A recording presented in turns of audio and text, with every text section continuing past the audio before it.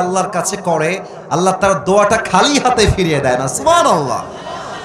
ইস্তিগফার পাঠ করবেন, দুরূদ পড়বেন, দোয়া শুরু করবেন আল্লাহর কাছে, যা মনে চায়, যা আপনার দরকার। যাদের বউ নাই আল্লাহকে বলবো, আল্লাহ এবার বউটা আমারে দিয়ে দাও আল্লাহ। বড় সবাই আমিন। যারা আমিন কয় না তারা কেউ বউ পাবে না। এটা জোরে কতি হবে আমিন। আপনার যা যা চাওয়া আছে তাহাজ্জুদের জায়নামাজ বিছিয়ে দোয়া করে চাইবেন। শেষ তাহাজ্জুদ যখন শেষ হয়ে যাবে, আসবেন সাহরি খাওয়ার জন্য। সাহরি যখন খাওয়া শেষ, বাস সেহরি খেয়ে উঠে গিয়ে সোজা মসজিদে ঢুকে যাবেন। মসজিদে ঢুকে যখন ফজরের আজান হয়ে যাবে, ফজরের 2 রাকাত সুন্নত আদায় করবেন। যশোরের ভাইরা, কয় রাকাত সুন্নত? আর একটু জোরে শুনতে চাই, কয় রাকাত?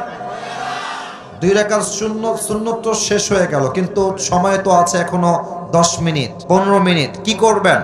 আপনি একটা কোরআন নেবেন, কোরআনটা নিয়ে সুন্দর করে করে বসে বসে তেলাওয়াত করবেন। আমার এখনো মনে আছে, আমি তো মাদ্রাসায় পড়াশোনা করেছি, আমাদের ওখানে একটা সিস্টেম ছিল, আমরা প্রত্যেক ওয়াক্ত নামাজে আগে আগে যেতাম, 20 মিনিট আগে, 30 মিনিট আগে যেতাম এবং কোরআনটা নিয়ে সুন্দর করে তেলাওয়াত করতাম। আবার যখন ইকামত দিত, কোরআনটা রেখে আমরা নামাজ আদায় করা শুরু করতাম। অতএব ফজরের সুন্নত আদায় করার পরে বসে বসে ডোন্ট ওয়েস্ট ইওর টাইম, বসে বসে কোরআন তেলাওয়াত করবেন। রাজি আছেন তো ইনশাআল্লাহ? আচ্ছা, ফজরের নামাজ শুরু হয়ে গেল, নামাজ শেষ, সালাম যখন ফিরিয়ে ফেলবেন, সকলেই আয়াতুল কুরসি পাঠ করবেন। হাদিসে আসছে, যেই বান্দা প্রত্যেক ফরজ নামাজের পরে আয়াতুল কুরসি পাঠ করে, লাম ইয়ামনাহু মিন দুখুলিল জান্নাহ ইল্লাল মাউত, তার মাঝে আর জান্নাতের মাঝে কোনো দেওয়াল থাকে না, জাস্ট মৃত্যু ছাড়া। ও বান্দা মৃত্যু বরণ করে না, তাই সে জান্নাতে যায় না, মরলেই সে জান্নাতি হয়ে যাবে। সুবহানাল্লাহ।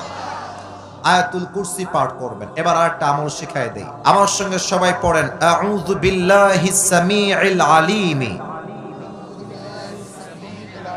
মাশাআল্লাহ, আওয়াজ এসেছে, মিনাশ শাইতানির রাজীম। এখনই যে মুখস্থ হয়ে যাবে ব্যাপারটা এরকম নয়, মিডিয়ার লোক বসে আছে, কালকে আপলোড হয়ে যাবে এইটা, অর্থাৎ আউযু বিল্লাহিস সামিউল আলিম মিনাশ শাইতানির রাজীম, এইটা পড়বেন।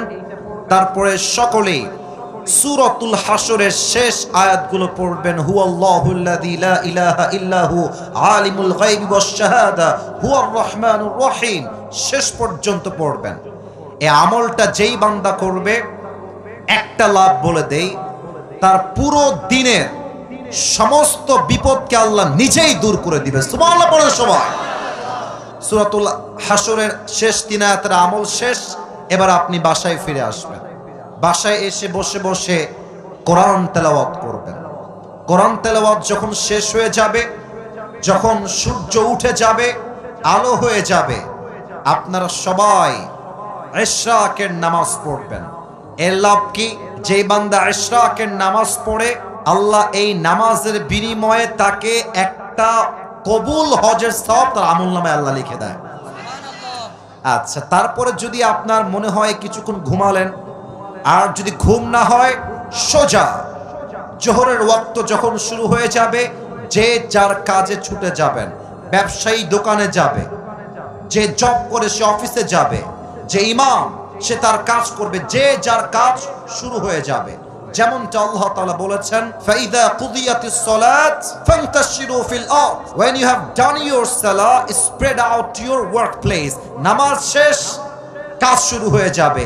অবহেলা যে করে, অলস যে হয়, সে প্রকৃতপক্ষের বীর বাহাদুর মুসলমান হতে পারে না। ঠিক কি না বলে?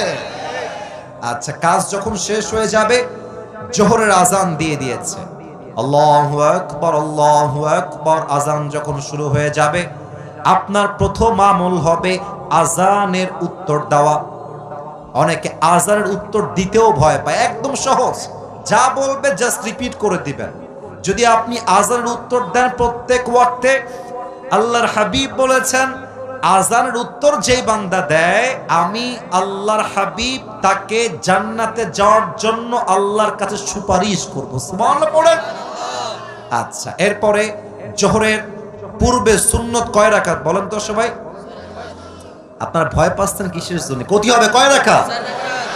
4 রাকাত আদায় করবেন। আপনাদের মনে আছে কিনা জানি না, আমি একটু আগে বলে আসছি, সুন্নত নামাজ শেষ মসজিদে বসে বসে সময় লস করবেন না, টাইম ওয়েস্ট করবেন না। কোরআনটা খুলে একামত দেওয়া পর্যন্ত কোরআনটা তেলাওয়াত করবেন। আবার যখন নামাজ শুরু হয়ে যাবে জোহরের নামাজ পড়বেন, সালাম ফিরাবেন। প্রথম আমল কি? কুরসি পড়বেন না? কথা কচ্ছেন না আপনারা গো। কি কুরসি পড়বেন বলেন সবাই? আয়াতুল কুরসি পড়বেন। বাস 2 রাকাত সুন্নত পড়বেন, বাসায় ফিরে আসবেন। এখন যাদের বউ আছে তাদের জন্য একটা কথা, জোহরের নামাজ পড়ে এসে দেখবেন যে আপনার বউ বাড়ির কাজ করছে, হয় রান্না বান্না করছে। যাদের বউ নাই, বউ হবে তোরে বাবা, এত টেনশন কিসের? আগে শোনো, আমার কথা শোনো, আমি তোমাদের কথা একটু পরে বলবো। একটু ওয়েট করো। যুবকদের কথা না বলতে ওয়াজটা সফলই হবে না যুবক ভাই। ওয়েট ফর আ মিনিট, একটু সময় দাও। আচ্ছা, আপনার বউ ঝাড়ু দিচ্ছে, এসে বলুন বউ দাও ঝাড়ুটা আমাকে দাও। আপনি ঝাড়ু দিবেন। আল্লাহর হাবিব বলেছেন, বউয়ের জন্য যেই বান্দা 1 টাকাও খরচ করবে, বউয়ের কষ্টে সে সহযোগিতার হাত বাড়ায় দিবে, প্রত্যেকটা কাজে কাজে আল্লাহ তার আমলনামায় সওয়াব লিখে দিবে। সুবহানাল্লাহ। এখন মনে করেন যে আপনি রান্না বান্না করতে পারেন না, আপনি না পারেন ডিম ভাজতে, না পারেন আপনি আলু ভাজি করতে, না পারেন আপনি ভাত করতে, কিছুই পারেন না। আপনি কি করবেন? বউয়ের কাছে দাঁড়ায় থাকবেন। মরিচ লাগবে আগায় দিবেন, পেঁয়াজ লাগবে আগায় দিবেন, যা লাগবে আগায় দিবেন। প্রত্যেকটা কাজে কাজে আপনাকে সওয়াব দিবে একজন। তিনি কে? বউয়ের কাজ করবেন, সেবা করবেন, বাড়ির কাজ করবেন, জীবনের কাজ করবেন। আসরের আজান শুরু হয়ে গেল, মসজিদে আসবেন। এসে যদি পারেন 4 রাকাত সুন্নত পড়বেন। সুন্নতের পরে কোরআন তেলাওয়াত, তারপরে আসরের নামাজ, তারপরে কোন কুরসি? এই যে ভুলে গেছেন মনে হয়, কি কুরসি? আয়াতুল কুরসি পড়বেন। এরপরে এই যে মুরব্বি যারা এসেছেন, আমার চোখে চোখ, যুবক ভাইরা আমার চোখে চোখ, আসরের নামাজ পড়ে বাহিরে বের হবা না। তোমাদের পায়ে হাত রেখে আবদার রাখলাম, আসরের পরে প্রত্যেকটা এলাকার মসজিদে তালিম হবে, প্রত্যেক এলাকার মসজিদে কোরআন শিক্ষা হবে, প্রত্যেকটা এলাকার মসজিদে আসরের নামাজের পরে দ্বীনের শিক্ষা হবে, কোরআন শিক্ষা হবে, ওয়াজ হবে, ফজিলতের কথা হবে। আল্লাহর হাবিব বলেছেন, যেই বান্দা আসরের নামাজের পরে দ্বীনের চর্চা করে, দ্বীনের প্রশিক্ষণ নেয়, আল্লাহ তাআলা আমলনামায় কবুল হজের সওয়াব লিখে দেয়। সুবহানাল্লাহ।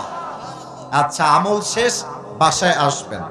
আমি কিন্তু শেষের দিকে চলে এসেছি। এইটা আমার হাতে প্লেট, মনে করেন এটা কি? আর একবার জোরে করেন, এটার নাম কি? ইফতারি আপনার সামনে চলে এসেছে। অনেক ছেলে পেলে খুব বদমাইশ, ইফতারি সামনে রেখে গার্লফ্রেন্ডকে মেসেজ দেয়, জান তুমি কি খেয়েছো? বদমাইশের হাড্ডি। মনে রাখবেন, ইফতারি সামনে রেখে যেই যুবক হারামে লিপ্ত হয়ে যায়, যেই মেয়ে হারামে লিপ্ত হয়ে যায়, তার রোজার 2 পয়সা দাম আল্লাহর কাছে পাবে না। ঠিক কিনা বলে? আচ্ছা, তাহলে কি আমল করবেন? ইফতারি আপনার সামনে, বসে বসে আপনি ইস্তেগফার পাঠ করবেন। ইস্তেগফার শেষ, ইফতারি সামনে রেখে 2 হাত তুলবেন মুনাজাতের জন্য। আল্লাহর হাবিব বলেছেন, ইফতারি সামনে রেখে যেই বান্দা আল্লাহর কাছে কোনো কিছু চায়, আল্লাহ তার প্রত্যেকটা চাওয়াকেই কবুল করে নেয়। সুবহানাল্লাহ। আর ইফতারি যখন করবেন, এটা মুরব্বীদের বাজে স্বভাব, আমাদেরও বাজে স্বভাব। প্রথমেই শুরু করি পানি দিয়ে, আরে সেই তৃষ্ণা। অনেকে দেখবেন যে জুসের বোতলটা অথবা গ্লাসটা এমনি ধরে রাখে, আজান খালি দিতে দেরি হবে, আমার খাতি দেরি হবে না। আজান দিলি শরবত দিয়ে শুরু করে, আজান দিলি উনি খায় আগে পেঁয়াজি আলুর চপ। না, দিস ইজ নট দ্য সুন্নাহ, এটা সুন্নাহ নয়। আজান হবে বা ওয়াক্ত হয়ে যাবে, প্রথমেই আপনি নেবেন সুন্নতি খাবার, খেজুর। সুবহানাল্লাহ পড়বেন না আপনারা? পেঁয়াজি নয়, আলুর চপ নয়, ডিমের চপ নয়, পানি নয়, প্রথম আমার সুন্নতি খাবার হবে খেজুর। বলেন সবাই, নাম কি? আর খাওয়ার সময় এমন খাওয়া খায় এইরকম পুয়াতি মেয়ের মতো হয়ে যায়। আর কি হয়, খাওয়ার পরে গিয়ে ওই যে বেডে শুয়ে যায়, মাগরিবও পড়ে না, এশাও পড়ে না, তাহাজ্জুদ তো বহুত দূরের কথা, তারাবির নামাজটাও পড়তে চায় না। ঠিক কিনা বলেন? একদম সুন্নত অনুযায়ী হালকা খাবেন। মাগরিবের নামাজের পরে কোরআন তেলাওয়াত করবেন, জিকির আজকার করবেন, আয়াতুল কুরসি পাঠ করবেন। এশার নামাজে যাবেন, এশার সুন্নত পড়বেন, তারাবির নামাজ পড়বেন। তারাবির প্রত্যেকটা রুকুতে, প্রত্যেকটা সাজদাতে আল্লাহ তাআলা আপনার জীবনের গুনাহ খাতা মাফ করে দিবে। সুবহানাল্লাহ পড়বেন না? এশা পড়ে এসে আর রাত জাগবেন না, এসে জাস্ট হালকা খাবার খেয়ে ঘুমিয়ে যাবেন, আবার উঠে তাহাজ্জুদ দিয়ে দিন শুরু করবেন। রাজি আছেন তো ইনশাআল্লাহ? এখন এই রুটিন সবার সঙ্গে মিলবে তা নয়। অনেকের কাজ ভিন্ন, জব ভিন্ন, ব্যবসা ভিন্ন।